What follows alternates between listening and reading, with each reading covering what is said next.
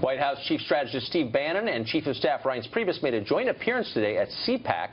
The two used the moment to rebut the claims that they hate each other, and they also pledged that President Trump won't back off any of his agenda. Here's part of what they said. We share an office suite together. We're basically together from 6:30 in the morning until about 11 o'clock at night. I have a little thing called the war room. He has a fireplace with nice sofas. We're a coalition. A lot of people think, have strong beliefs about different things, but we understand that you can come together to win, and we understood that from August 15th, and we never had a doubt, and Donald Trump never had a doubt that he was going to win. I think if you look at, the opposition party and how they portrayed the campaign, how they portrayed the transition, and now they're portraying the administration, it's always wrong. He's going to continue to press his agenda.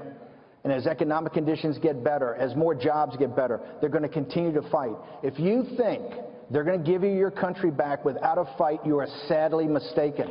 Every day it is going to be a fight, and that is what I'm proudest about Donald Trump. All the opportunities he had to waver off this, all the people have come to him and said, oh, you got to moderate.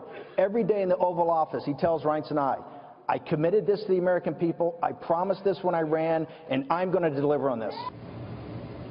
So what is the real message here? We're joined now by author and Fox News contributor Charles Krauthammer. Charles, thanks a lot for coming on. My pleasure. So the first point that they both made was we like each other. Is it true? Does it matter if it's true? And why are they telling us this? Well, I think they're trying to bat down these stories in the press, in the opposition, the mainstream media, that there's this terrible conflict going on all the time. So I think they felt that was the first order of business. I think it's somewhat trivial because it was a very substantive exchange. And from Bannon, whom we have not heard from since the swearing in, yes, it was extremely revealing. This is the brains of the operation. This is the guy who thinks strategically in large categories. And he laid them out. I thought that was the most interesting part.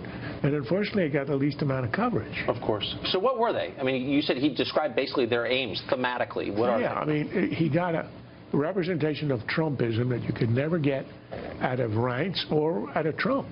And he basically said there are three sort of overarching ideas. One is the international arena. We're going to break that down. We're essentially, and you got this in the inaugural address, the world and our allies have been parasitic on us for 70 years with alliances and trade, multilateral trade. We're done with that. America first. That's number one.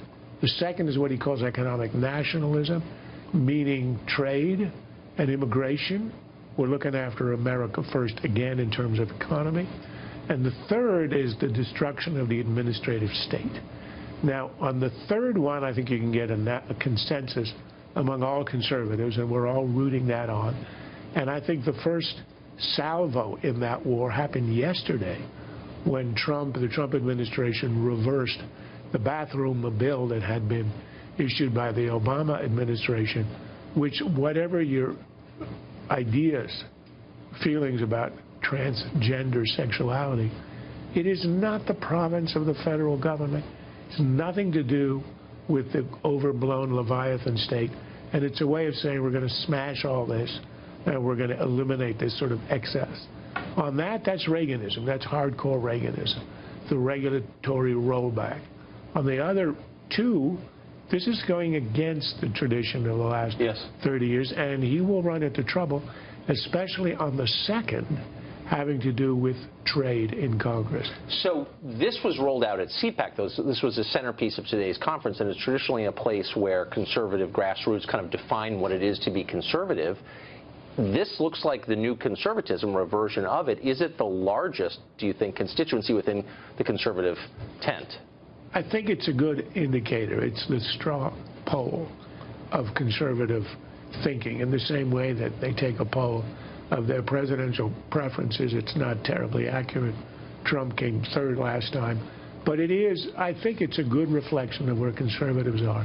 And I think it's simply the enthusiasm with which all of this was received, as well as the other people at the high command of the Trump administration, tells you that there's nothing like winning. And they, having won, having seized all the engines of power in Washington as a result of the Trump candidacy, they're going to go with it. I didn't see any dissent. The dissent will come from Congress down the road when, for example, they have to deal with tariffs and trade and that kind of thing. But from the grassroots, people who are sort of expressing their ideology and their conservatism, they're very willing to allow the winner, the one who's titular head of the party and the country and the free world, to define conservatism the same way it happened with Reagan.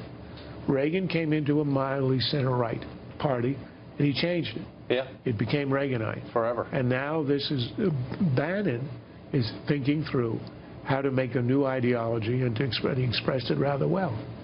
Interesting. Charles Krauthammer, thank you very much for that. My pleasure.